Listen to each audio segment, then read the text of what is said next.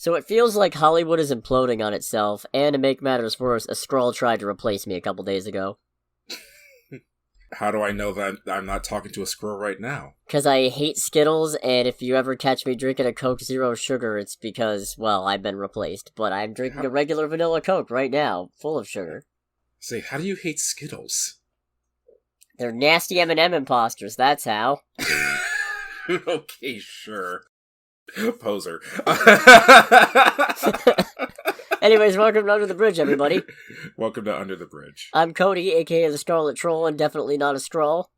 And I am Greg, aka Greg, and definitely not a Skrull. Alright, good. This is a little awkward, but whatever. As long as neither of us are Skrulls. Yeah, Secret Invasion's first episode came out this week. I'm not going to do a breakdown because, well, that's going to take too much time. I might do like a rundown once the whole show is out. We'll see. Okay. Anyways, let's start with gaming news, because there was a Nintendo Direct this week. Yes, it was. And yes, there was. Yes, it was. We're off to a great start. I know, right? What did you want to start with on it? Oh, I don't even know. Like, there was no point in them even covering the Pokemon DLC because they barely showed us anything. Like, yeah, okay, there's new Pokemon. We knew that. You know what's funny is that I watched that trailer, and the thing that was most distracting wasn't anything to do with the trailer, but it just seemed like, or anything in the game, but the image quality looked really bad. Yeah, welcome to Pokemon. A lot of the trailer looked like the characters had like fuzzy Vaseline on them. I can see like the edges of where the game is like, alright, we're a Switch game, we only have so much power. That's bullshit. You see what Tears of the Kingdom looks like? Yeah. Yeah, no, it is. And it's like, I'm seeing that, I'm like, I don't even really complain about graphics in games, but this is actually extremely distracting. Ugh, I don't even know why they bothered, because they didn't even give us a release date. They just gave us the same windows they already had. There's nothing in those trailers that we didn't already know. Yeah. Just, we didn't have visuals, and the visuals are nothing to brag about, so who cares? Because they kind of have a fuzz buzz to them. Yeah. Sonic Superstars got another little bit of coverage. Not much that we didn't already know there, except that apparently the Chaos Emeralds do individual things, which is neat. Okay. That is not typically a thing. Usually it's you get the Chaos Emeralds in bonus stages, and then they do nothing except turn you into Supersonic at the end. Oh, okay. So now they do stuff like reveal secret places, unleash Star Wars Episode 2 Attack of the Clones. What? Yeah, the blue Chaos Emerald makes a clone swarm, I guess. Oh, so the blue gem turns you into Naruto. Yeah, pretty much. Alright. Shadow Clone Jutsu. Shadow Sonic Jutsu. Now, I'm not usually one for farming games, but Palia caught my interest a little bit, if only because I'm fascinated by the idea that there's some hidden stuff that you can investigate, or not. Yeah, you can play the game with other people and uncover this mystery, or just stay at home and just, work on that. Whatever you want to do, you big neat. As I'm watching this, it's like, live your ideal life in a video game. I was just like, I'm sorry guys, you kind of lost me from the get-go. The idea looks neat, but if I'm honest, the points where it lost me were free to play and play with other people. I'm just like, this seems like a recipe for griefing. Thanks for reminding me that my own actual life is a train wreck and I'll never accomplish my ideal.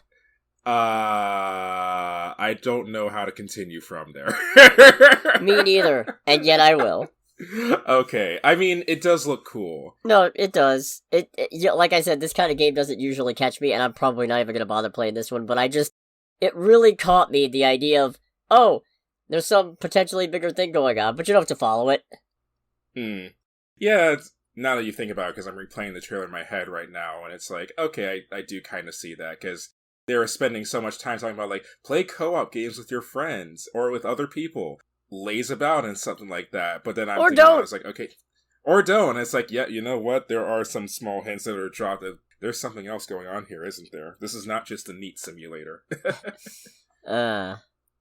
So this next thing I have on my list is a big surprise to me. Mm-hmm. I thought for sure Detective Pikachu 2 was never happening. I actually kind of want to play this. Because they last announced that, like, when the movie came out, I think. Oh, geez, really? Yeah, that's the last I remember hearing anything about Detective Pikachu 2, and then it was just radio silence. And the end result is it still doesn't look great graphically. No. But what did you expect? Yeah, I will say I am all here for a Pikachu that sounds like a 50-year-old smoker. I like that. I'm sad the movie didn't do that. I like that we got No. Ryan Reynolds, but man, Mm-hmm. could have been so much better.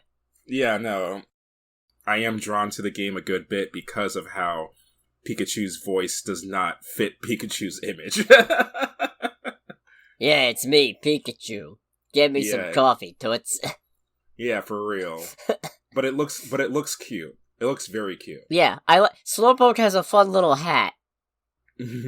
I love it. I did very much enjoy the Eureka moment that Pikachu had, and all the Magikarps just start flying out of the out of the fountain, including one flying out where the fountain actually starts spraying water everywhere. I'm like, how did you even fit in there? It's a Magikarp. It's what they do. They survive in unlikely places despite being the weakest thing imaginable. It's amazing to me that Magikarps live for more than 10 seconds. Yeah, you and everybody else. Also interesting, Mimikyu is in this game. I can't wait to see how that goes. Yeah. Because for the uninitiated, Mimikyu's whole gimmick is that it dresses up in old Pikachu merchandise because it wants to be loved. Which is so sad. It's so sad. And the anime had one, captured by Team Rocket, that had a violent hatred for Pikachus as a result. Okay. So I'm really curious to see what happens in this game. Is this Mimikyu going to be a Pikachu fan? Are they also going to be aggressively angry? I'm going to put money on aggressively angry because I feel like that would be more fun. Or maybe it'll just be depressed, who knows? I'm putting money on aggressively angry and hostile towards Pikachus, because again, I feel like that has some at least halfway decent comedy potential. You're probably right. We also got a huge comeback, Super Mario RPG! Yes, the game has finally been released from Super Nintendo jail. They finally got Square Enix, or whatever, to be like, yeah, let's do it. Yeah, and Because Squaresoft made that, or helped make it. Yeah, Squaresoft assisted. Or no, I feel like Squaresoft developed it whole. It's just, it was the whole thing of well, you have to have Nintendo Mario everything about it. But I want to say Square developed the original game completely. I might be wrong. No, I think you're right. No, it looks really cool. That's neat. It looks cool. It was admittedly the thing that dominated my feed the day of Nintendo Direct show, but it looks really neat. Gino for Smash 6. Yeah, I am definitely very curious as to how, being someone who works in a retro game shop and is around expensive classic games, I'm very curious to see how that influences the price of the original Super Nintendo game. That's going to make it go up or go down. Especially because it's a remaster and not just a port. Yeah, no. And considering the age, it's this is one of those ones where it's it is actually a remaster. This is a new game from the ground up, but still has the gameplay of the original title. So, and they're giving us a Princess Peach game. Yeah, which had a 30-second trailer and no title. It's the sequel to, what was the name of the last Princess Peach game on the DS? Super Princess Peach. The untitled sequel to Super Princess Peach. Where all of her abilities are tied to inducing different emotional states, and also the thing they're going after is called the Vibe Scepter. Yeah! No. No wonder they weren't in a hurry to do another one of those. Oh, that has some bad, that's not a good name. Where is my Donkey Kong game, damn it? It has been a minute since anything Donkey Kong. Why do you hate my boy? Because the only Donkey Kong game on the Switch is the port of the Wii U game, right? Yeah, Tropical Freeze. Yeah, so it's so if you say, we got one on the Switch, it's no, that doesn't really count. When do we get Donkey Kong 64 too? Honestly, I would welcome that. Donkey Kong 65. I was originally going to say Donkey Kong Country, but no, Donkey Kong 64 would probably be a better one, just because that would make it significantly more accessible. Yeah. For the uninitiated, Donkey Kong 64 is one of the ones that requires the little expansion pack attachment for the N64, meaning that... It's pretty big! Yeah, meaning if you're starting from ground zero with just an N64 and you want to play that, that's not a $30 game. That's a $80 to $120 game if you don't have that piece. So bring that back, because no one seems to remember it half the time, and make it actually accessible. Hashtag take Donkey Kong from N64 jail. Do it. Make a new DK rap. Ugh. Got a bigger look at Pikmin 4. Man, it's weird, because I've never at all been into the Pikmin games in the slightest. And this looks cool. But I also don't have any particular emotions towards it. I think just because I never played the older games. Well, as somebody who's a pretty decent Pikmin fan, let me get hype for you. Caves are back, baby! Okay. We're going underground! We're going inside the house! People are alive, apparently! I did enjoy the little bit where it's like, it shows the Pikmin and the astronaut stealing the Game Boy Advance SP. That's pretty good. Steal like, treasures. It's like, well done. Yeah, it's like, steal treasures? It's like, oh, okay. Nah, sure. the world is not post-apocalyptic after all. Hmm. Also, Yeah. potential weird either alternate timeline shenanigans or something terrible happen to Olimar. I don't know who that is. Okay, so you saw the thing with the red-faced guy, right? Yeah. Well, in the bad ending of the original Pikmin 1, if you try to There's take a off... bad ending? Yes. If you try to take off without a certain number of crucial ship parts, the ship explodes and crashes, but the Pikmin take Olimar's body to the onion, and then it spits out a seed and makes like a weird Olimar-Pikmin hybrid. Is that canon? No. Oh, okay. Considering Olimar went on to be playable in Pikmin 2 and then was a relatively major plot point in Pikmin 3, I'd say no. Okay. Also, you could go on expeditions at night. At night. The whole thing of, like, the creatures going crazy at night was actually a little bit creepy. It was! Yeah, I'll give them points there. Thank God for Glow Pikmin, who you can turn into a Hadoken or some shit. Yeah! It's probably because I watched the Pokemon DLC trailer right before that, but when those showed up, it was like, those look like Pokemon. A little bit. A little tiny bit. Hmm. Yeah, I'm looking forward to this one. Still don't know how I feel about the dog, but... The dog was the only thing that actually felt out of place for me. I don't like the dog. It feels centralizing, or in an overly so way. Like, you're thinking, like, the dog is going to be the thing where it's like, oh, you need to get something done, just use the dog. Use the dog. And it'll make your life easy. Stop taking jobs from Blue Pikmin. Hmm. Anyways. Got another new 3D platformer coming up from the Sonic Mania people. Penny's Big Breakaway. Okay, that one I did not watch. Really? Well, it looks pretty good. Okay. You got a weird yo-yo thing that you can upgrade into stuff. Can you yo-yo it into space on a dare? I don't think so. Okay, cool.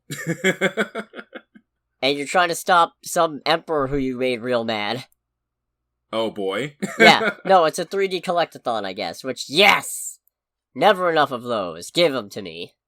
And this is related to the Sonic series? No. Oh, okay. No, it's just, it was made by the people who made Sonic Mania. Oh, okay. Yeah, that was basically a fan game that Sega was like, yeah, sure, why not? Okay, cool. Mario Kart 8 DLC Wave 5 coming this summer. There's only 2 waves left. Enjoy it while you can. Is it... There's not just one track for this, is there? No, there's presumably more. They just wanted to advertise the new one. Okay, because I was going to say, it's like, I hope they just don't do that kind of thing, since they're like, well, it's still the premium content because we have now 3 characters. So 3 characters in one track is the same as 4 tracks, right? It's like, no. And of course, yes, we are getting 3 new characters, those being Kamek, Wiggler, and the King, my boy from Double Dash, Petey Piranha! Is that like just Teenage Piranha Plant? No, it's Petey Piranha. He's completely different. Oh, okay. Play some Mario games. No. Damn. They also announced new amiibos for Tears of the Kingdom. We're getting a Zelda and a Ganondorf, and I'm rapidly losing hope that Sora's ever going to see an amiibo. Yeah. Every day I stray further from God. Was Sora the last one that's left, or is He's there still the more? Only one not announced to be getting one in the Smash characters, and I'm just... one of these days I'm just going to stick Waluigi at the end and go, gang's all here. Aww. I'm really hoping that they're just saving it for after Pyra and Mithra come out, but if that... I wish they'd just say whether he's getting one or not. Like, if he's not getting one, just rip the Band-Aid off, slap me in the face, and tell me. Yeah, for real. Just get it over with. And then they closed out with Super Mario Acid Trip. Yeah, this is... I'm kidding, it's Super Mario Bros. Wonder. No, but this is like, if you're a stoner and you've wanted to get into Mario, we've got the game for you. Like, holy shit. This looks crazy in a good way. It's finally not just new Super Mario Bros., but themed around a specific gimmick.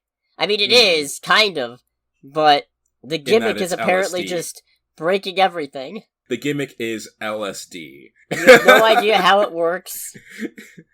At least I can't gauge anything from seeing it. Much like LSD. Yep, also Peach is playable, Daisy's playable, Yoshi's playable. Oh my. I love it! Yeah. I love it so much. No, this one definitely looks neat. And it's also a thing that, like, because I feel like it's been a while since we've gotten the last main entry into the main series of Mario. Yeah, because they kind of did Mario Maker, and then everybody kind of expected, well, they're never going to do it again, because now anybody can make one. Yeah. But apparently they did. They were like, we could do this, we could still do this, we still got a Mario game in us, who said we don't? Yeah. As I say, I'm glad that they were able to give it another go while it doesn't seem like they're reinventing the wheel, but adding new rims. Yeah. New acid-based rims. That sounds disgusting. Don't lick them. Don't lick them. You got any highlights you want to talk about? I mean, you pretty much covered everything that popped into my head. Definitely the things that I'm most interested in, even though I don't own a Switch, although I want to Switch now more than ever. Get one. I don't really have room for another console. Alright, that doesn't take up a lot of room, but fine, whatever. Free, like, management of time and money. I'm surprised you didn't have anything on Hot Wheels. I completely forgot that Hot Wheels was part of it. Yeah. Because honestly, it was one of those things where it's like, I knew there was a Hot Wheels thing, but I'm seeing all the other stuff that was announced. It's like, okay, I feel like it's going to be like the Xbox showcase where the car thing that I'm usually into is going to be significantly less interesting than everything else. So I just kind of forgot about that. Fair. I didn't put it on the list because I figured Greg's got it. No, yeah, I probably wasn't even going to say anything about it other than it's Hot Wheels, it looks cool. No, there's a lot of cool stuff here. Definitely Mario RPG is the thing that got my attention the most, because again, it was dominating a lot of my feeds when it was announced. I've also become, I'm not going to say I've become like a fan of RPGs, but I've become a lot more open to them. So I think that's a big part of, because I never played a lot of RPGs growing up, so I think that's a big part of why I'm definitely keenly interested in this one. And that it also looks adorable. I will say, like, all of these games look very cute, and I do like cute things, so it'll be interesting to see how the games come out, how they're reviewed, and hopefully Nintendo doesn't have any Nintendo-isms with these games. Oh, they will. Count on it. We'll see which ones get fucked over the hardest. Yeah, because that's the big reason why I don't really go hard into Nintendo's ecosystem. Because I know they make great products, but their decision-making process for like long-run stuff is kind of frustrating sometimes. I mean, that's pretty much AAA gaming in general, but... True. And I'm not like trying to absolve anyone else. I don't blame you AAA for drawing the line somewhere. Yeah, mostly from the hardware side. Fair. Where it's kind of like, but why, guys? So, most of the news that I have this week is varying numbers of Hollywood is fucking awful. So, before I get into all of that, let me do a spot of potential good news. Oh boy. El Muerto's release date has been removed from Sony's calendar. And why is that good news, Cody? Good news because it's a terrible fucking idea! From the ground up! This is a stupid fucking concept! And don't get me wrong, in general, there's no such thing as bad ideas, just bad execution, but when it's coming from Sony, I can safely say, this is a bad idea! Now, my question is, was it canceled because someone realized it was a bad idea? It's not canceled, it just got removed from the calendar. They could put it at a different date. Maybe it's that November 8th, 2024 movie. Maybe it's that July 2025 movie. Maybe they want El Muerto to share his El Muerting joy with the entire summer box office. I don't know. We're gonna Muerto it up, boyos. It's Muerton time. It's Muerton time. Now, what would that even look like? Oh god, you don't want to know. There are rumors that Bad Bunny has exited the project, but those are unsubstantiated at this time. Oh, okay. If he has left, though, cancel it! yeah. The whole reason you made this was because he was attached! If he's not attached, then there's no point! It's probably a thing if we can salvage this, we have the technology and the money. We'll have the AI write it. Oh, gee. We'll get to that. We'll get to that later. Anyways, that's the one bright spot for me, is the possibility that I won't have to deal with El Muerto later on down the line. It's bad enough I gotta deal with Kraken. And that's fair. And probably Madam Web? Oh, really? I think that one's still shooting, or is already shot. I don't know. Ugh. Anyways, time to go to that latest and greatest segment of ours. Pay your fucking writers! And you know what? I've come to a conclusion, and I think even once the writer's strike stops, I might keep this segment as just a general purpose. Hollywood is a terrible fucking place. So it'll be a catch-all for just treat your people better. Right. Anyways, that's the plan going forward. Let's talk about the strike now. Oh man. Let me pull up all the stuff that I had. You just hear like a textbook just like on the table. That'd be pretty fucking good. That'd be really fucking funny. Alright, on July of 2023, and you mean like a certain day in July? I was like, no, I know what I said.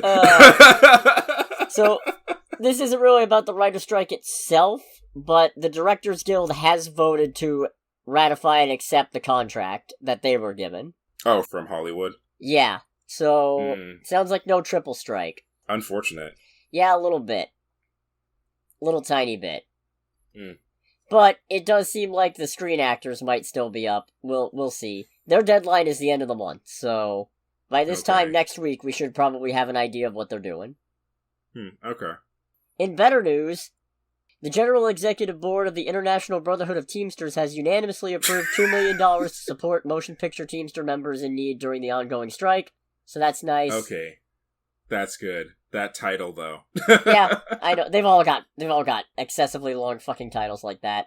I'm sorry, I hate to say this, but that sounded like the name of a department in Gorbachev-era Soviet Union. I mean, this is one of those things where, obviously, that's them looking out for their own people, but it does show, eventually speaking, somebody's got to pull their heads out of their butts and make a better deal. Or they're just going to continue digging and be like, it's like, man, guys, did you realize you were so flexible? It's like, yeah, Dave, all just in unison. It's like, we're all so flexible. Every single major film and TV production within Los Angeles city limits has been shut down by the writer's strike. That doesn't stop people from filming outside of the city, but good to see things are gradually grinding to a halt. Okay. Because, again, just pay your goddamn writers! Just pay your writers, for real. Just pay your writers and don't use AI!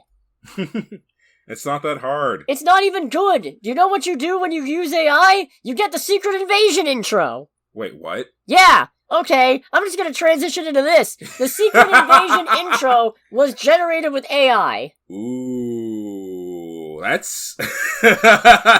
And the director, in a completely tone-deaf explanation, said it came right out of this shape-shifting Skrull world identity, you know? Who did this? Who is this? It's supposed to be an intentionally uncanny thing, but it's like, okay, cool, 2 years ago, that would have been pretty neat. But right now, when there's a whole thing about how AI is putting artists out of jobs, go fuck yourself! Yeah, that's not great. Go absolutely fuck yourself. And then, the studio that did it, Method Studios, is trying to say, oh no, this didn't cost anyone any jobs, it's just one tool among the array of tool sets, or I shouldn't be using this voice for a quote. AI is just one tool among the array of tool sets our artists use. No artist jobs were replaced by incorporating these new tools, instead they complemented and assisted our creative teams. But if you look at the credits for the opening sequence, they're much smaller than the previous Marvel shows have been. Yeah, and I feel like them saying it's one tool is, if anything, it hurts your point, because people will look at all of that and be like, oh, it was only one tool, eh? It's like, nobody really listens to the whole statement. But it's like, it's also like saying it's one tool along with that smaller list of people who worked on it. That's, if anything, drives home the point. Is like, maybe having AI do the work for us isn't a bad idea. It's just like, you idiots. You've just screwed over a whole bunch of people. This isn't even as bad as it gets this week. I can't believe, oh yeah, the opening credits for a major Marvel production were AI generated isn't the saddest fucking thing all week. But, the show Here must we go are. on. The show must in fact go on, I suppose. No, this is... And... I get what they're going for, but in this climate, I cannot take that this is not also an ulterior motive here.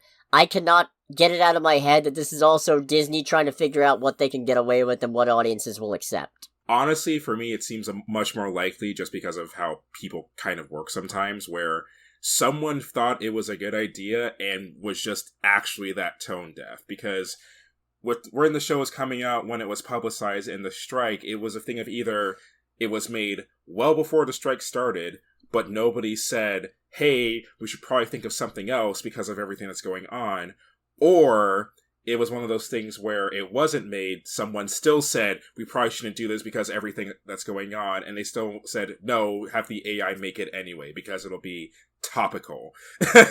yeah, I can see that. Whose screw up should I move on to next? Sony or Warner Brothers? There's more for Warner Brothers, but Sony's is... You know what? Warner Brothers is worse, so I'll just get Sony's out of the way. I was just say, is it one of those things where Warner Brothers did more things, but Sony's is, like, singularly worse than everything? Sony's isn't singularly worse, so I'm gonna start with Sony's. Okay. A few animators, anonymously, have come out about working conditions on Spider-Verse, across the Spider-Verse. Okay. And it has been defined as death of 1,000 paper cuts. Ooh. Oh boy, in what ways? Well, approximately 100 artists left the movie before its completion. Across the Spider-Verse meant to debut in theaters in April of 2022 before it was postponed in October and then June, owing to what Entertainment Weekly reported as pandemic-related delays. However, the 4 crew members say animators who were hired in the spring of 2021 sat idle for anywhere from 3 to 6 months that year, while Phil Lord tinkered with the movie in the layout stage. As a result, they were pushed to work more than 11 hours a day, 7 days a week for more than a year to make up for time lost, and were forced back to the drawing board as many as 5 times to revise work during the final rendering stage. Which is... insane. Absolutely crazy. That is unacceptable levels of crunch. And then... what the actual hell? Executive Vice President Michelle Grady said, "It really does happen on every film." That doesn't make it better. That does not make it better. I assume they might mean Lord coming back over and over again with different changes, and not necessarily the 11-hour work week or 11-hour work day. Better. No, it doesn't. Truly, honestly, it can be a little bit frustrating, but we always try to explain that this is the process. And then, Amy Pascal, former Sony Pictures Entertainment chairperson, had the crowning achievement of awful responses. Oh boy. One of the things about animation that makes it such a wonderful thing to work on is that you get to keep going until the story is right. If the story isn't right, you have to keep going until it is. I guess, welcome to making a movie. Amy! Fuck out of here. Shut up! Actually fuck out of here. I'd like to point out she is on record as when Kevin Feige tried to suggest them not taking Spider-Man back but making the movies for Sony, she either screamed at him to get out or threw a sandwich at him. By her own admission. It's completely disrespectful. Of all things, going, oh, that's just how it is. That doesn't make it better! No, that makes it worse! Because it's completely disrespectful to your artists, both into the field that they're in, and also to them as just general human beings as well. It's like, you're not crazy about it? Well, hey, this just goes with the process. Like, then the process is dumb and disrespectful and does not value people's time and energy. And it's one of those things where... when it's too late. Obviously, this isn't a physically dangerous job or anything. But it's still mentally and emotionally taxing, and nobody should have to go through 11-hour fucking days because studio executives need to meet a fucking deadline and they're just sitting on their asses or revising shit last minute. At a certain point, you have to say, no, this is the movie we've got. And I know, other people do it. Marvel movies are famous for it. Stop fucking doing it. Yeah. I mean, I feel like it's still not, like, having 7 days a week, 11 hours for a year, that absolutely has to have, like, negative, like, health effects. Yeah. No question. A period that long, those are some serious negative health effects. That is completely unacceptable and is a disservice to the people that you have doing this craft. Utterly infuriating. I don't... Jesus Christ. So anyways, it sounds like they barely even started work on Beyond the Spider-Verse. Oh boy. And sources, at least one source has said there is no way that they're making that March 2024 release date, which I say good. Push it back. Yeah. Push it back, because there's... If nothing's been, not nothing, but if very little has been done, and the movie's, 9 months away from supposed to be coming out, I don't see that getting done in 9 months if there's barely been any work on it. Push it back and never do a two-parter again. Fuck you. Yes. Let's get to all of Warner Brothers' transgressions. Oh boy. First of all, they're negotiating to sell around half of their film and TV music publishing assets for approximately $500 million. That seems really low. It's all older stuff for the most part. It's not exact what assets they're planning to sell, but it's believed to include music from such films as Purple Rain, Evita, Sweeney Todd, Rent, several Batman films, as well as songs such as Time Goes By from Casablanca. I would be deeply, deeply invested on who they sell that to, because my question is going to be, at that point, it's like, okay, what are you going to do with this, and are you going to preserve it? Right?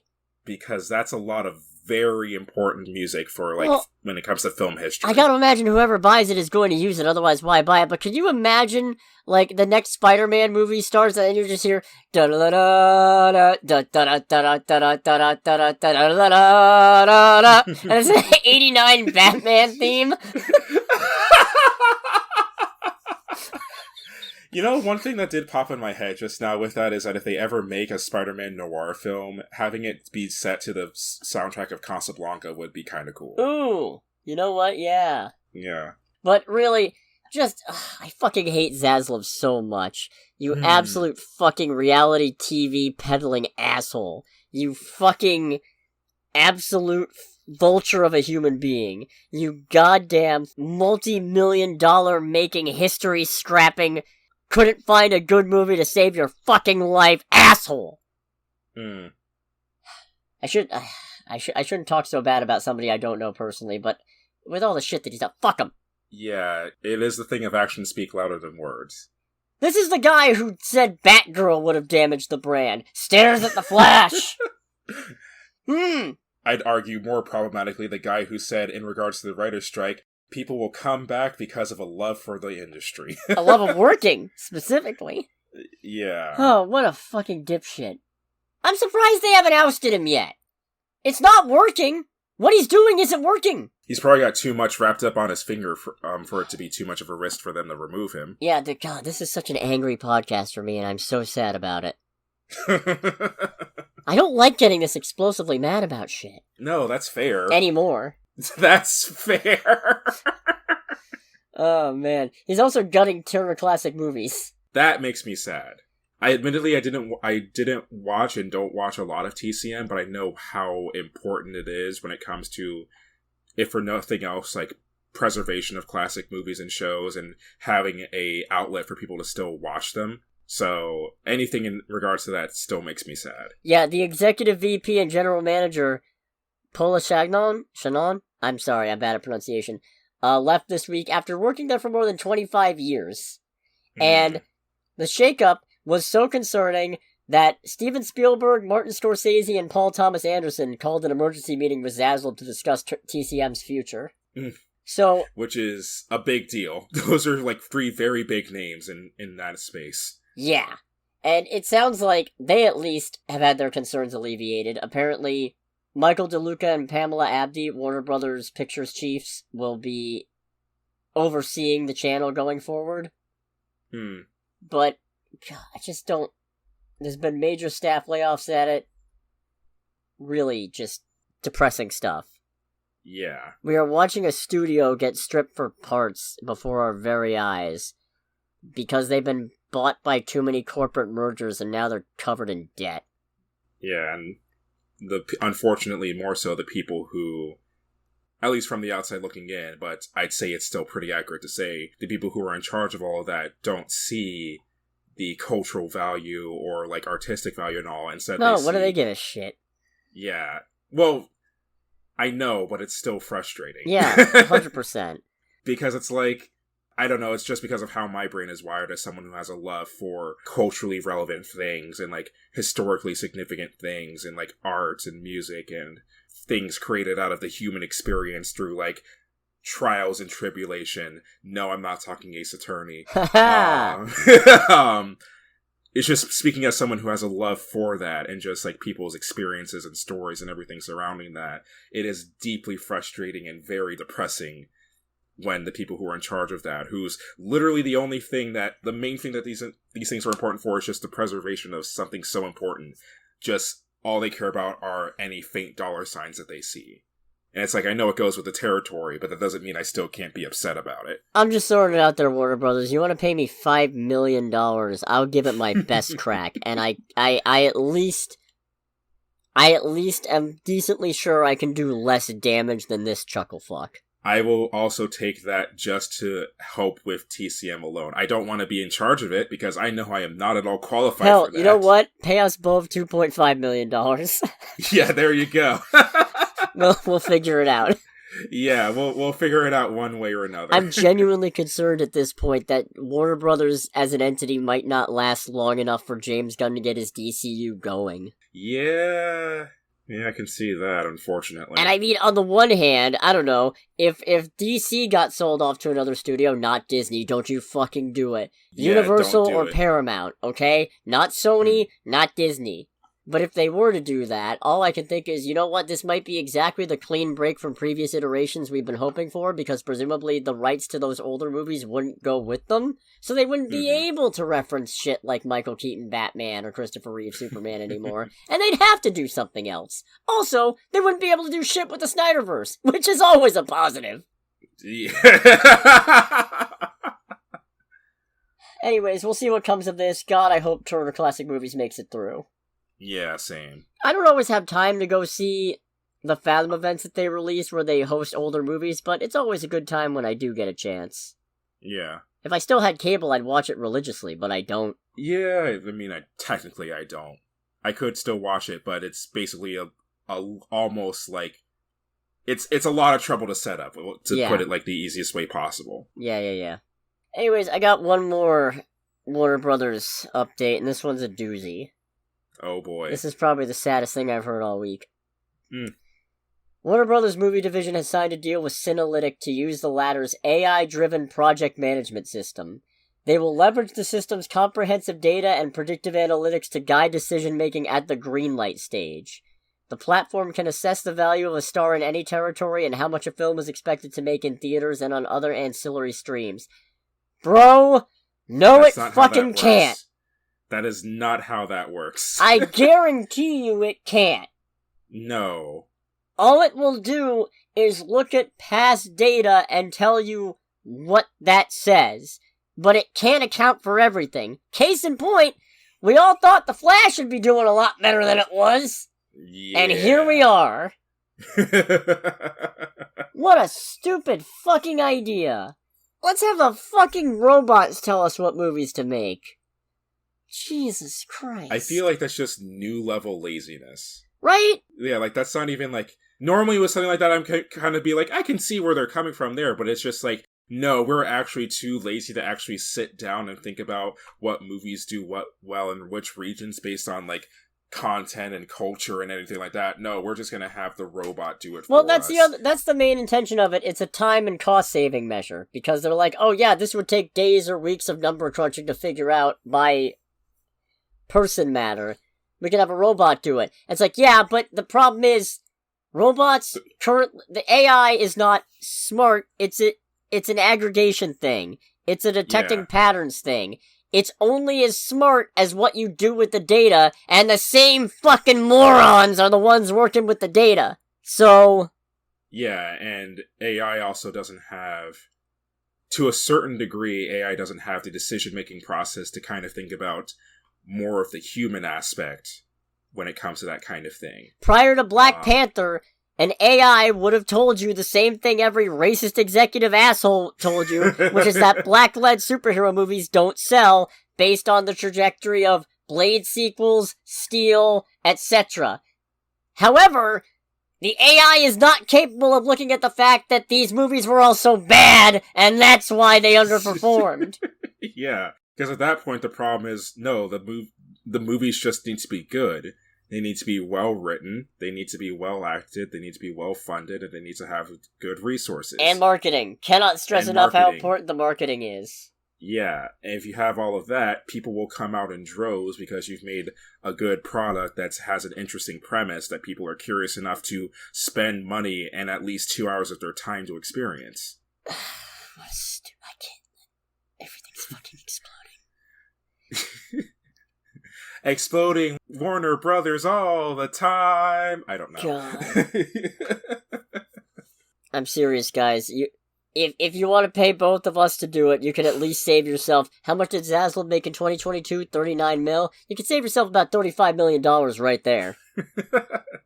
Just a yearly salary. Just the one salary of 2.5 and we're good. Which, I mean, you're billions of dollars in debt, so... what's that gonna do? I don't know, but it's a fucking start. I remember hearing a bit of an off-topic thing. I remember hearing a bit from a comedian on a podcast where they were talking about how when they started doing comedy, they were still broke, so they would get letters saying it's like, you are like late on your payment. If you don't do this, your interest will increase, and therefore your debt will increase. And they're like, oh, that's cute. It's like, I already have no money. You think that making it so I have even less money is gonna make me want to pay you more? Oh, that's adorable. Nope, still broke, sorry. Still fucking broke. And now I got one last piece of news, and then we'll finally get into trailer time. Jesus, this is going to be a long one, apparently. Oh, boy. A lot of studios are sitting out San Diego Comic-Con this year. So that means that people are actually going to have to talk about comic books at Comic-Con? Right? I know, what a shock. It's amazing how so many of the official articles from an actual news source are like, it's a Comic-Con crisis, and it's no, guys, it's not a fucking crisis, it's what happens when a strike is going on, and also Hollywood's busy shooting itself in the foot. It's a Comic-Con crisis. It's gone back to being a comic convention. Which, I don't mind. I mean, I like having big chunks of info to sort through and process, but at the same time, I also don't mind not having to do that for a year. Yeah. Especially after last year, when we got all of Phase 4, 5, and a little bit of 6, and then all of a sudden everything got pushed back anyway, so it's like, oh, well, that was all useless. Yeah, it's like, psych! Anyways, Disney's not going to be there, Marvel's not going to be there, Lucasfilm won't be there, HBO won't be there, Sony won't be there, Universal won't be there, Netflix won't be there. Is there anyone who is still going? Paramount Pictures is going to have a panel for TMNT Mutant Mayhem. No word on anything else, though. NBC is only going to move forward if there's no actor strike, which is the other reason why. It's bad enough there's a writer strike going on, so progress is stalled on everything. But if the actors all strike, they can't show up at these panels. Because that's doing work promoting movies. Yeah, oh, that's true. So, if the actors strike happens, no fucking wonder everybody's not showing up. Amazon's going to have some kind of presence. That's all we know by now. Okay. So, Warner Brothers could still roll up. And get booed off the stage. You guys get your shit sorted out. It's like, and welcoming from Warner Brothers, it's Zaslav. Go fuck yourself. No. They said gun out. I don't think they're dumb enough. I don't think they're dumb enough to try. He'd be the smoking gun at that point. Oh, fuck it. Let's get into trailer time. I'm so tired. Alright. Let's get into trailer time. Thankfully, there's only like 3 this week. It's trailer time again. We've got movie previews to watch. It's trailer time again. That I saw, at least. Yeah. We got a trailer for Challengers starring Zendaya, aka the only tennis movie I've ever been even the slightest bit interested in. I'm not. Really? It looks... I feel like I already hate, like, half the people in this movie. Oh yeah, I hate all of them, but the intrigue, the drama, the absolute soap opera-ness of it all. You know what? I'll be honest, when it showed, like, her character with, like, Adidas in front of her, I did have to stop the trailer. I was like, is this based on a real person? Okay, this person does not exist. We'll keep going, keep watching. It's like, kinda hate this. Kinda don't like where this is going. This movie seems moderately problematic. Yeah, I like it though. I'm not just saying that because it's Zendaya. I mean, I'll be honest. For me, Zendaya helps. No, I mean, I will admit it is an interesting premise and all that. It's one of those things where, because of what it's showing, it's going to be about, in that, like, you know, rising tennis star, two dudes fighting over rising tennis star, drama ensues, tennis star saying, I have to look over my white boys, which actually did get a laugh out of me, I'm not gonna lie. Alright, if that didn't, I was gonna suspect you were a Skrull. Yeah, I was like, alright, that's kind of funny. You're not, right? No. No. Okay, but if you were, you'd tell me, yeah? Sure. Alright, great. I'd tell you.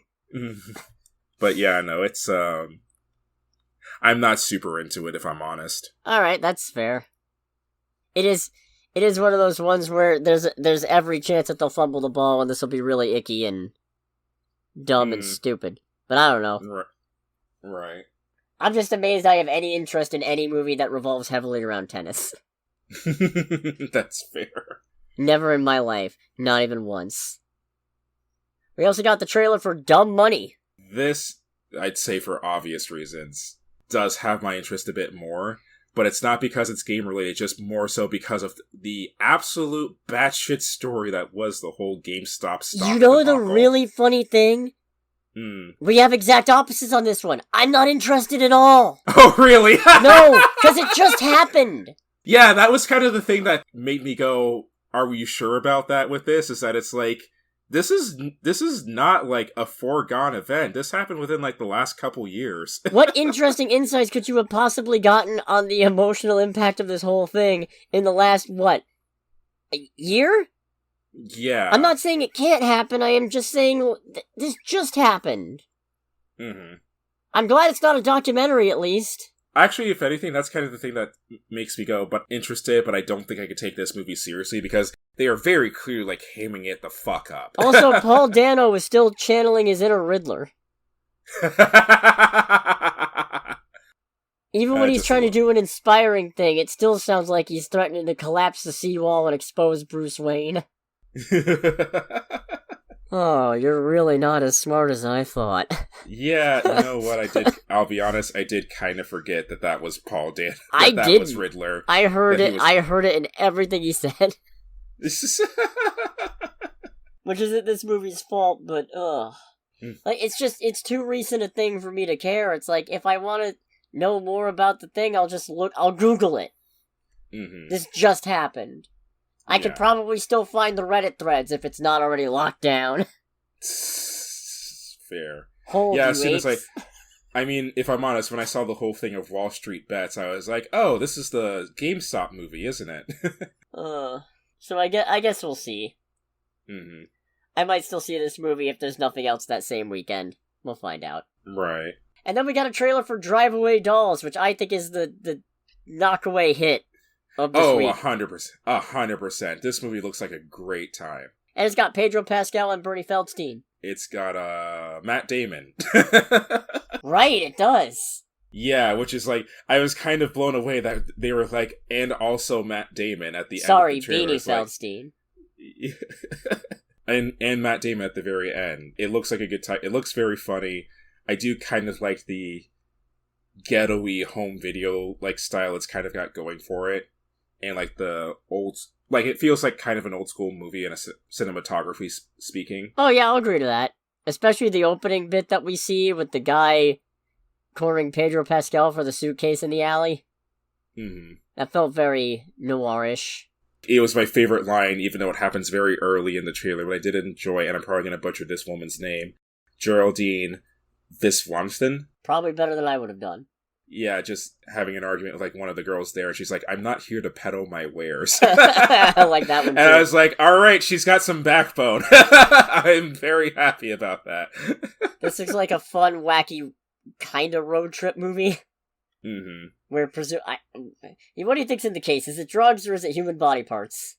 Was it ever established what was in the suitcase in Pulp Fiction? No. Okay. Probably whatever was in the suitcase in Pulp Fiction. I'm thinking it's just going to be like something like shit tons of money. Originally, it was going to be diamonds in Pulp Fiction. Let's see. For some reason, lesbians driving to Tallahassee. I don't know why. It's just gators. They're being returned to their natural habitat. It's like just fresh gator. It's like fresh cooked gator or something, which I've actually never had still. Yeah, me neither, actually. Yeah, for those not in the know, my mouse started not working, and in the process of trying to fix it, I stopped recording. I hate this computer sometimes. Unfortunate. Yeah, I know.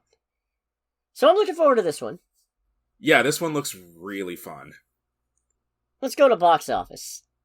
Oh boy. Did we see the highest grossing movie this weekend? The answer is yes.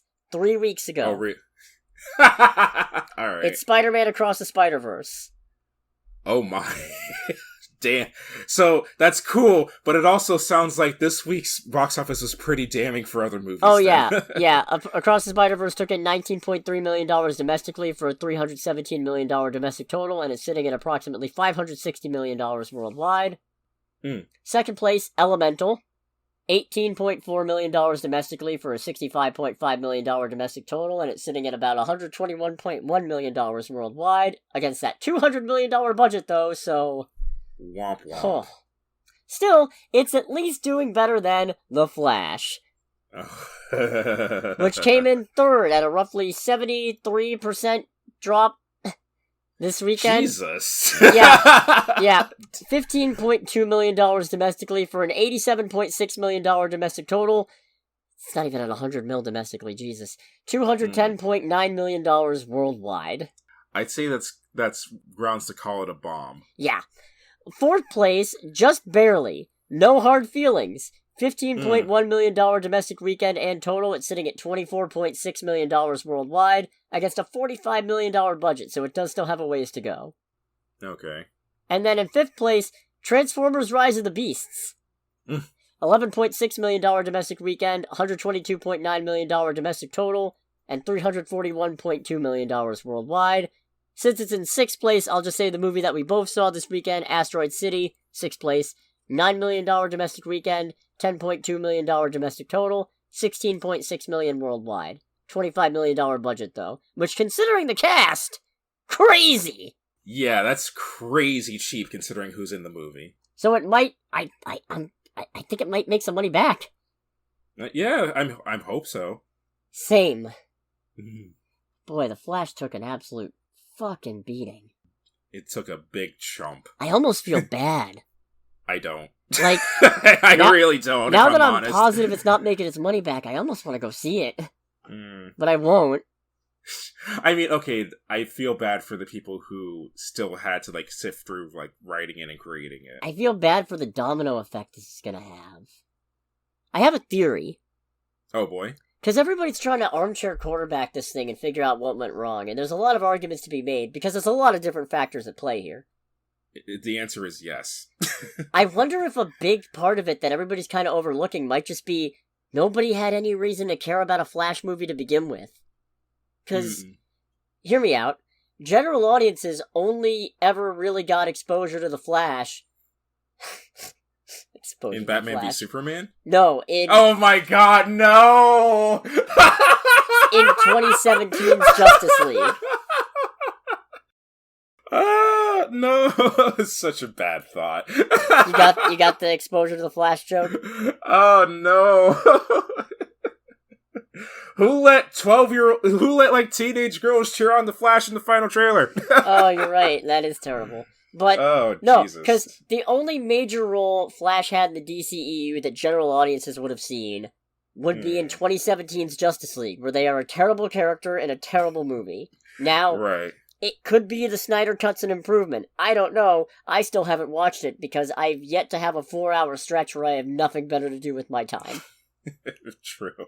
But even if it did, it's max exclusive, and based on metrics, most people who started that didn't finish it. So, you gotta imagine there's not a lot of demand to see this particular iteration of the character, and the fact that they're absent a lot of the marketing so they can focus on old man Batman instead, and brand new Supergirl, who's probably not lasting past this movie, didn't do it any favors. But anyway, that's just my random thoughts. Enough dunking on the Flash. Plenty of people have been doing that for us. I'm just gonna do a very brief talk about No Hard Feelings, the movie that I saw this weekend that you didn't. Yes, tell me more about Problematic, the movie. It is pretty icky, I'll admit. And yet, I had a much better time than I expected. Okay.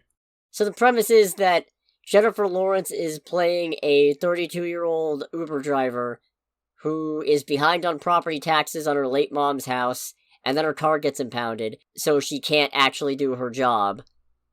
And then she sees a Craigslist ad for some helicopter parents who want someone to date their 19-year-old son who's about to go off to college and is horrifically socially awkward.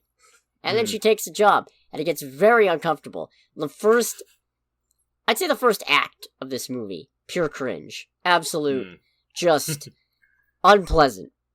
Okay. You get a couple laughs here and there, but also just, oh man. And yet, by the second act, there's an actually genuinely kind of interesting rapport that would be almost adorable, except for the fact that you've got it in the back of your head. This whole thing is based on a deceit so she can get a car. That is what this originates out of, and it's kind of hard to get away from that. So basically, it's like the second act would be pretty great if the first act didn't exist. Well, and then the third act circles back around into actually kind of being serious and trying to impart some life lessons or what have you. And it's just like, oh man, that's not particularly great. Because again, this whole thing was based on a farce, a ruse, a deception.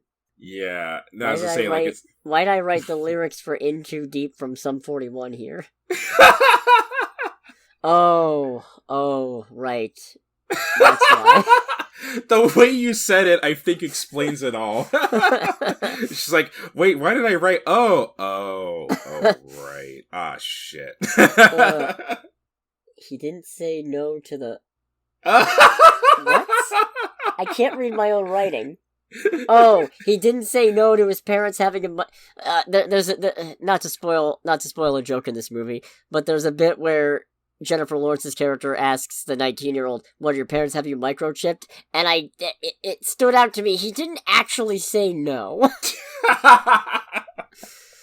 Anyways, it's not terrible. It's not a terrible movie. I had a pretty decent time with it, and considering the premise, that's saying something.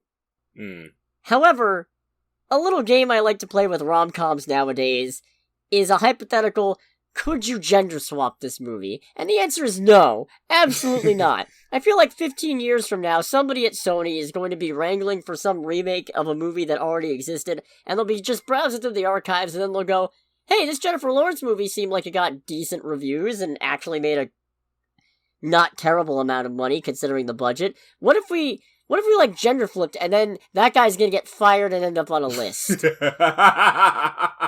It's like, what are you in for? Suggesting that No Hard Feelings gets gender, so I was like, bruh. And then it's just everybody in the yard just kicking him. Yeah, it's just like everyone just stares him down. Even like the worst like set, even like the actual like hardcore gangsters who have like killed people, is just like, nah, dude. Nah, you can't vibe with us. You're gone. Also, if you're curious, because they did talk about it in the press for this movie, yes, there's a Jennifer Lawrence nude scene. No, not why I went to go see the movie. I was more paying attention to the choreography. And if you watch the movie, you'll see what I mean. Alright. That part's a spoiler. And no, I mean actual choreography. It's not a sex joke. I like how it took you a second there to realize, it's like, oop, nope, wait a minute. Still gotta continue to cover my ass. unlike the movie. Oh, God. No, yeah, not terrible. I'd say it's another one of those worth a watch on a matinee type things. I really wouldn't say it's worth seeing full price ticket price for. Do you think it's something that you would subject the rest of us to for a movie night? That's difficult, because I feel like all we would get out of it are jokes about how horrendously inappropriate this whole scenario is. And it does get very muddled near the end. Hmm. And then, I'm not gonna spoil anything about it. I'd say maybe, actually. Yeah, that's a solid maybe. I think I would want to see it just to see for my reactions, but I would definitely be much more interested in the rest of our friends' reactions as well. No, that's fair. Anyways, let's get into Asteroid City, the movie we both saw. Yes indeed. I like this a lot. I like this a lot too. I don't get it. No, I don't get it either. I don't know if you're supposed to. I very much feel like, especially considering the cast for this movie, this is one of those movies where it's like everyone involved is like, this is why I love acting movies. This is the movie that I do once every few years to remind myself why I became an actor or an actress. That's the vibe I get from this movie, because I do not understand this movie. It's completely batshit. It kind of doesn't make a lot of sense. And I feel like half of the people involved would be like, that's the point. So, I'm not even sure I could do a description of what this movie is without spoilers. Yeah. I mean, I can attempt to give it a crack. I mean, just based on the trailers, it's a group of people gathered in a small desert town and something extraterrestrial happens. Yeah, I mean, basically, yeah, it's a group of people gathered in a small town who are different versions of vibing with each other, and it's just documenting their time in the town while strange happenings are going on. And everyone's trying their best to figure out what these strange happenings are, while also keeping what little, if any, sanity they have left. And everybody's an absolute standout in it. Yes, everyone really is. Again, this is one of those movies where it's like, everyone who's involved, even like kind of the actors and like actresses who have like really small roles that you have no idea who they are, everyone in this is someone who is just like full 100% giving their all to it. Again, this is one of those movies that feels like this is a movie made for the love of the art. Yeah. And it shows just because of, again, how completely insane this film is. You can't even give like a really good general breakdown, because doing that horrifically spoils one of the main underpinnings of the movie. I give it a shot. I mean, there's certain character arcs you can talk about. There's certain character just basic breakdowns you can do that don't spoil the whole thing. Like Jason Schwartzman is Augie Steenbeck. He's a photographer. He's a father of 4 whose wife recently died and who's been having a difficult time telling his kids that, and also relating to his kids on anything, it seems like. Mm-hmm. Scarlett Johansson's playing an actress and also is an actress. Yeah, I don't know if we talked about the holidays, like the Guardians holiday special on this show, but it's always one of those things where it's like, that really solidified how it's always weird in my brain whenever movies get meta about anything. Yeah. Or like anything in regards to acting. Because it's like, my brain goes, I don't know how I feel about actors making fun of themselves and their job in their job. I guess it's self-aware? Oh no, I like that a lot. Mm. I think that's a good time. I'm pretty sure we talked about the holiday. I can't imagine I wouldn't have. Yeah, I mean, that's fair. Now I have to go back and check. And so should you guys. But you don't have to. So, there's also Tom Hanks, who is Jason Schwartzman's father-in-law. And he's pretty fun. Yeah. Oh, God, this is really hard to talk about without getting into spoilers. Yeah, it is. Because from the very start of the movie starts off with a thing that wasn't in the advertising. That very heavily changes how you contextualize the film. And I'm actually very grateful for that. No, same! Because it makes the movie significantly more interesting. And this movie has one of the best, in terms of like writing, like how you're taught, like in public school about how, like, your first paragraph is supposed to be the paragraph that gets the reader interested in what you're about to talk about. This movie has one of the best first paragraphs I've ever seen. A lesser movie would have saved that for a twist partway through. Yeah. But this one doesn't. This one gives you the setup behind the setup right out of the gate. And it really works at capturing your interest, because at least it works as somebody who was watching some of the marketing for this movie and had a vague idea of what it was about. Because then it was a case of, oh, this is something completely different. Okay. Yeah. Wasn't expecting this at all. Yeah, no, it just changes completely, like, your outlook on the movie. And I don't know if this is spoilery. If it is, you can definitely cut it, but... Yeah, I'll agree to that. I don't know if that counts as a spoiler. I'll figure it out on the day. Right. But no, it can't be understated. This is an amazing cast. Yeah, it's an amazing cast. And again, this cast is part of the reason why I think both of us are, like, scratching our head. I mean, if anything, it's the reason why I further believe that this is a movie made for, like, these people who just love acting, because of how goddamn cheap it is. And also, it's not just minimalist in terms, because I think that was a conclusion we both had coming from the trailers, that this movie felt kind of minimalist and bare bones, which, it's set in a desert, so yeah. Yeah. It's also minimalist in its acting.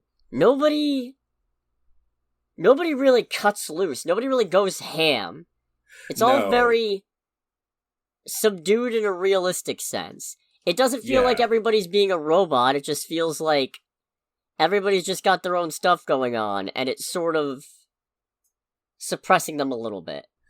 I feel like that's the thing that really solidifies how good these people are at their jobs, because the majority of this cast, the way they talk, the way they act, the way their body language is, well, okay, maybe not so much body language, especially for a couple of the people, but everyone is being, like, relatively subtle, anything outside of their character's normal movements, but in that subtlety and how they move, talk, and look and all that, does a phenomenal job of still communicating all of their emotions. Yeah. There are scenes and conversations where everyone is, like, acting calm, but you're still very much feeling the emotions coming from them, like when they're very happy, when they're very sad, when they're very scared, when they're depressed about their situation. All of that comes through very clearly and very beautifully, even though everyone, like, the cast is generally pretty stoic for the most of the movie. You know what? That's a great observation, because it really does say something that you're never really left wondering what they're feeling, at least the general sense, even though most of it's being carried by looks and by body language and by posture and by all that. Mm-hmm. So that's really good. Yeah, and we keep on banging on about the cast and the budget. It's like, again, just to put out there, this movie has a $25 million budget, and the cast includes, as we already mentioned, Tom Hanks, Scarlett Johansson, Jeffrey Wright, Jason Schwartzman, Tilda Swinton, William Dafoe, Jeff Goldblum, Margot Robbie, Tony Revolori. This movie has one of the most insane and some of them are just minor parts, but yeah, but it's still, like, it's honestly, that's the thing that kind of, like, set me over the moon more so, is that some of these people have, like, such minor parts, but then you also go, they only were here for this? But then you see the scene play out and it's like, but they're so great. Okay, you know what? There is one character who's a total enigma to me. Steve Carell's motel manager. I don't know what's going on in his head. Yeah, I have no idea what's going on there. I can't read that guy for the life of me. I feel like that's what he was going for. Then he has succeeded with flying colors, and for that, I will admit that one took me a minute when he first showed up. It's like, there's no way that's Steve Carell. And I think the second time he showed up, I was like, oh shit, that is Steve Carell. What the fuck? Then they got everyone for this movie. It took me a second to spot Willem Dafoe.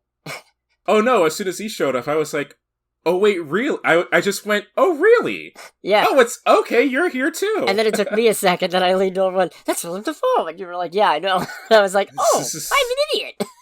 Yeah. Not as severe, but that was kind of me with when Margot Robbie showed up, and I was just like, oh, it's you. And you are still a wonderful actress and hot as hell. Always. Can't wait for the Barbie movie. Oh, yeah. Not just because of Margot Robbie, but... Yes. Minor caveat, I can't wait to play Forza because they added the Barbie car to Forza, apparently. Nice. I think, because one of the things is, obviously, I like movies, I like watching movies, I like thinking about movies, and I like talking about movies. I am not great at analysis. I am not great at themes. I am not great at symbolism. I am not great at visual metaphor, which I think is the same thing as symbolism. I don't know. The point is, I am better at describing what happens in a movie / how it makes me feel than perhaps what was intended.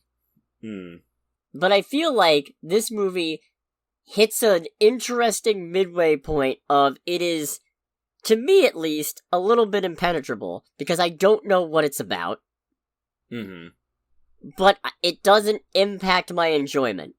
The fact that I can't get a read on it, even at the end, doesn't bug me.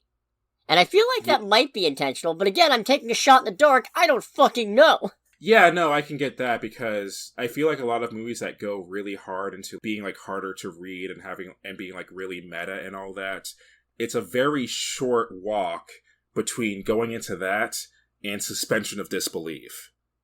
Because it's like, for a lot of movies that I've seen that have tried to do that, it's usually like 2 seconds after that starts, I'm just like instantly taken out of the movie. This movie does a really good job of keeping me like glued to my seat, just because there's something else that's going on that makes it so that you're still interested in what's going on with the people and the characters and all that. So that when those moments of like being more self-aware happen that would normally take somebody out, it's usually established for a good reason. Right. Or it's just because of something completely ridiculous and you can't help but just go, okay, whatever, I guess this is just the vibe we're going for. Police sirens. Oh, man. You think we should get into spoilers? Probably at this point. Alright, so if you don't want to get spoiled on Asteroid City, first of all, I think it's worth seeing. I definitely think it's worth seeing. I wouldn't expect to go into it feeling great afterward. No. It's ponderous. It does make you think for a minute. Chief amongst which being, okay, your first question being, what did I just watch? God, I don't think I ever used the word ponderous correctly, because what it actually means is dull, laborious, or excessively solemn, which this movie isn't. I always think ponderous means it makes you ponder. That is not what it means. The point is, I like this movie. It gets you to think, and you might not necessarily walk out with any grand conclusion. But no. I don't think that's what it's trying to do. I don't think it's trying to give you any grand conclusion. I will describe this movie as being a situation where I've never had such a good time being so hopelessly confused and lost from start to finish in a movie. I'll agree to that. So if you don't want to get spoiled, make sure to click away in 3, 2, 1. So, I don't even know if it's a twist, but it feels like a twist, that gets given away right at the start, is that this is actually a televised recording of a play. Okay, so actually that was the thing I wanted to ask you if you discerned it. Was the play just the actual color portion happening within Asteroid City, or was it supposed to be everything outside of the narrator talking, including like the backstage bits and all of that? I feel like the play, everything in color is the play. Okay. And what happens on stage. Case in point, the narrator accidentally finding his way onto the set at one point and realizing he's not supposed to be there. And especially, there's one point where I feel like things also really veer off script. Mm-hmm. And it's the part when Augie burns his hand on the hot plate. The way that Scarlett Johansson reacts to it, and her voice actually changes a little bit, makes me think that that's her, that's the actress she is playing, breaking character in the play, because Augie did something off script that actually shouldn't have happened, and that probably is gonna have a consequence. That being, he burned his fucking hand. She's like, you did it? That actually happened. Yeah, and then it's like, when she says that, she kind of gets a little bit of an accent going. It's like, where did this come from? I wouldn't say an accent, just like her voice raises maybe another octave from what it's been the entire time. Because in the black and white scene, she also still speaks the same way, which leads me to believe that's just how the actress talks, and it's just a matter of, that's her actually letting her guard down, expressing genuine surprise at something that is off script. So I do think everything that's in color is what's being recorded. Okay. And that's why it's in color, because it's basically the audience's imagination filling in the gaps, making everything look more real, being sold by the performance. Right. So, in the play, there's a Stargazer Committee thing happening, and there's supposed to be a solar ellipsis? And it's held in an asteroid crater where an asteroid touched down. And while they're looking at this ellipsis, an alien spaceship shows up, and the alien takes the asteroid and then buggers off. And the whole town is placed under a 7-day quarantine at that point. And you could... I wonder if part of why this feels like the lack of broader conclusion doesn't matter, and part of why this all feels so relatable is specifically because of the whole COVID thing.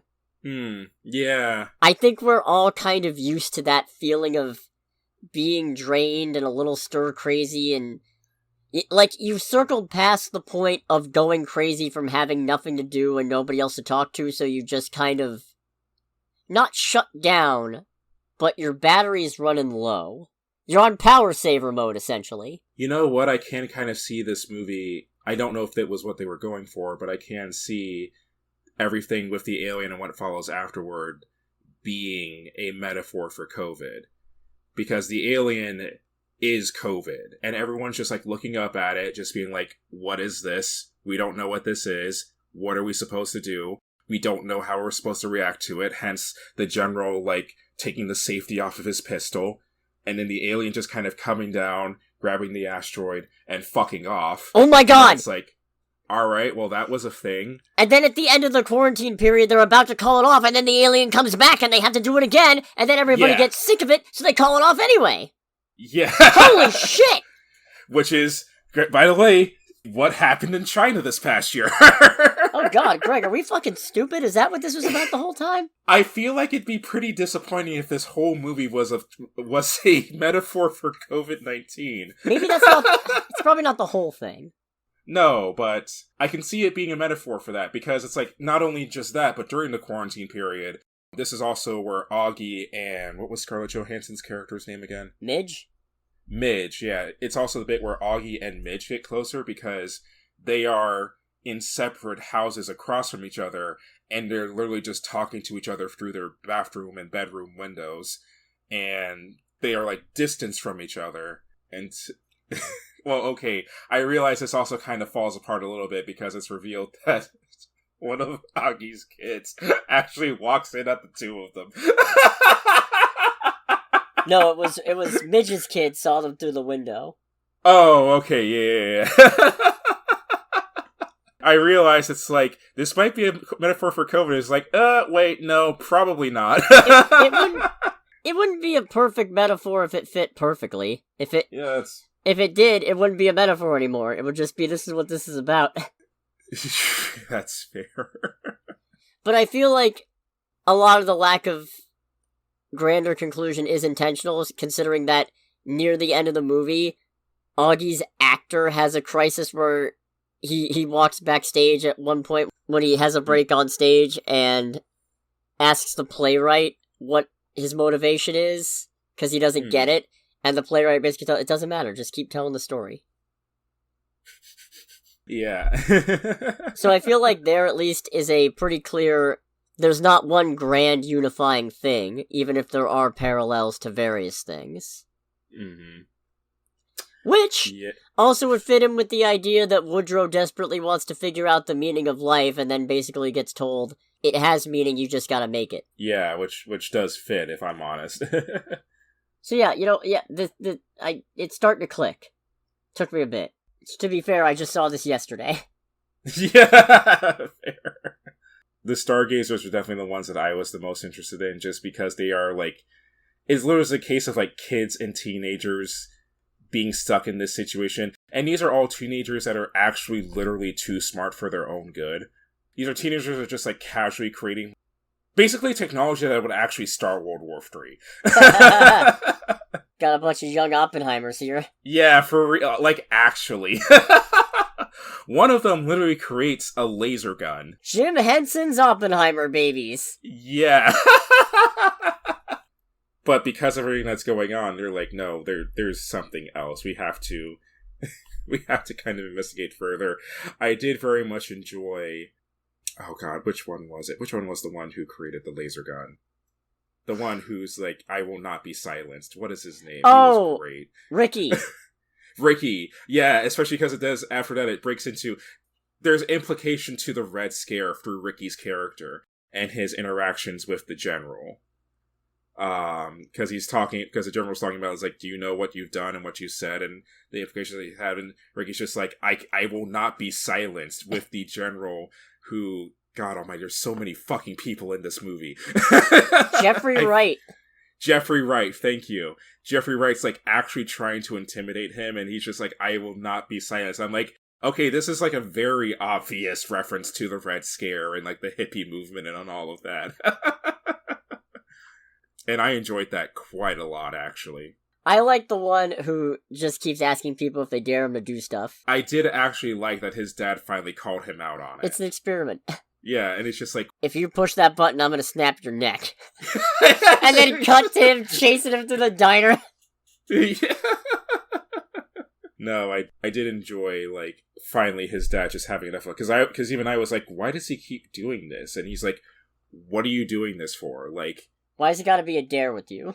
Yeah. And then I forget exactly what the kid said, but I think it was something along the lines of he felt that he had to do it so that people would remember who he is. Something about...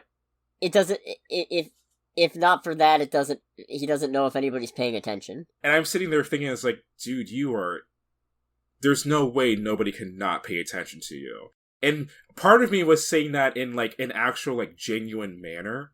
Because it's like, look at the shit that you've made. Look at how smart you are. There is no way anyone would not be able to pay attention to you. You don't need to do this completely absurd shit that pisses off everyone around you. And then it feels like there's a genuine moment of connection with his dad, and his dad's just like, what is it that you want to do this time? Climb that cactus? No. Yeah! His dad was like, alright. And both his dad and Steve Carell was like, you know what? I get that. Alright, what do you want to do? Climb the cactus? Like, no, don't climb the cactus. Don't climb the cactus. Yeah. I'm still not entirely convinced Steve Carell's character isn't a robot. Yeah, it's just how, like, at every response, he's like, oh, yes, I understand. Of course, I understand. I'm not sure you do. Yeah, I'm not sure you do, man. I love the whole thing of how there's a vending machine that spits out land. And soup. It's like, and soup. There's it's a soup one, there's a milk one, there's a real estate one. Yeah, and I was just like, because of how tired I was, there were a couple hours. I didn't fall asleep at any point in the movie, but I did kind of ever so slightly, like, start to nod off. And then one of the moments where I, like, started to slightly nod off when I came back in that, like, split second, I saw the real estate machine. I'm just like, I'm sorry, what? I oddly enjoyed Tilda Swinton doing an American accent. Yeah, she was good in this. Yeah. As the adult version of all the weird, awkward teens, functionally. Which was kind of adorable. Yeah, it was nice for them to have a mentor. In a sense. I did very much enjoy the bit where it's like she finds out that they've stolen a whole bunch of her lab equipment, and she's like, she's not even really upset at them for stealing it, she's upset that they didn't include her in it. I was like, you know what? That's kind of cute, but that's also kind of like a scientist's brain talking. It's just like, well, if you're going to discover things, like, keep me in the loop of it. And also, I think the bit that really established for me the whole thing of how these actors and actresses, like, even though they aren't going insane or having, like, crazy body language, are still doing a great job making it clear their emotions is when Tilda Swinton takes Augie, no, not Augie, Woodrow, like, into Brainiac. the tent. Brainiac. Into the tent, and she's just like, basically says, no, you are brilliant. Everything that you're doing here is brilliant. Don't stop. Don't let your curiosity stop. Your curiosity is your greatest asset, and it's what's going to get you the great places in life. And it's genuinely very sweet. Yeah. And it's, like, just the most, like, heartwarming thing. But the way it's shot, it's also, like, this is a weirdly intimate scene between Tilda Swinton and a teenager. Yeah, it didn't help that I came out of watching No Hard Feelings the previous day, so I was just like, no, stop. And then just a couple minutes later, he's making out with one of the other junior stargazers who's his own age, and I'm just like, oh, thank God! No inappropriate age romance here. Well, what's funny about that scene is that they are, the way, because it's like, it's the two of them, like, looking each other, making full eye contact, and they are getting closer, but they never go into each other's, like, personal bubble. Tilda Swinton and Brainiac. So that was kind of the bit that made me go, it's like, where is this scene going? I don't know, again, if that was something that they thought of on purpose to, like, kind of, like, get a reaction out of the audience or whatever, but it's like, this is a weirdly intimate scene, and it's like, but it's also super sweet, so I don't know where this is going. Also, I like Augie and, I forget Tom Hanks' character's name, so I'm just gonna call him Tom Hanks. I like their rapport. Yeah. I do like their rapport as well. I like that Tom Hanks... I feel like Tom Hanks at the end of it is basically like, I don't really like you, but I'm going to take care of you and I'm going to care for you and my grandchildren, basically because it's what I felt like what his character was trying to get to is, it's what my daughter would have wanted, and by doing this, the memory of my daughter still lives on. Yeah. Because at one point, he like straight up says, it's like, you know, if you need a place to stay or anything like that, whether I like it or not, and I don't like it, you're welcome anytime. Also, his three daughters are just fucking gremlins. Yeah, they are. Absolute gremlins. What menaces to society. They are actually demons. Well, one is a vampire. And one's a mummy. And the other's like a witch or something? A fairy, I think. Oh, okay. They changed to witches according to them, but one is half alien.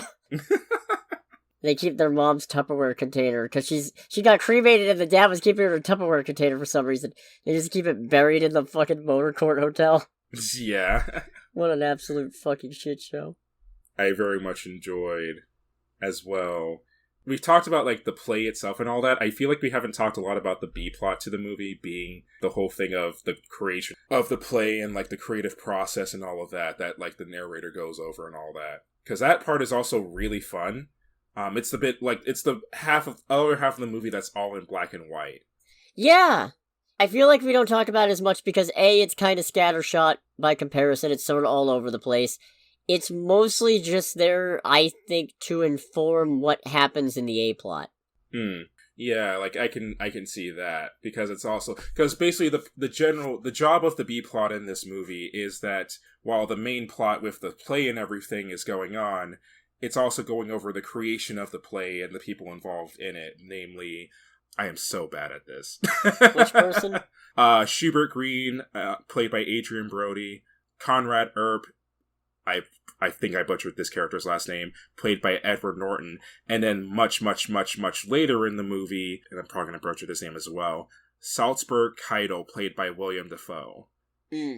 Because, like, in the last bit of the movie, the three of them are together in, like, an acting class, talking to the class about how to more or less morph into the characters that they're trying to be for this play. In the form of falling asleep on set.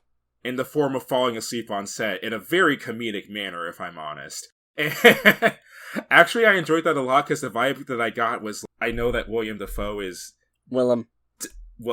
is definitely up there, but I was like, man, he would make a great professor. And no, I am not referencing Spider-Man, I am being genuine. Yeah. He has, like, the teacher look and everything, but also the pure enjoyment of teaching this kind of stuff to the class. Oh, definitely. You can see the passion in, like, his character and how he talks and all that, and I was, like, enjoying that quite a bit. With that, though, the one bit that, even, like, replaying it in my head, I still do not get is when the entire class has the epiphany of, you can't wake up if you never fall asleep. And how they just start chanting that and repeating that, and I'm like, I still don't understand what that was supposed to symbolize. I can't draw a direct connection. I feel like it's connected to the overall idea of make your own meaning, but I don't know. Also, minor caveat from that, it's revealed in backstage that the alien is played by Jeff Goldblum, and I'm like... Amazing. Okay, actually did not see that. And he only had one line, I'm pretty sure, too.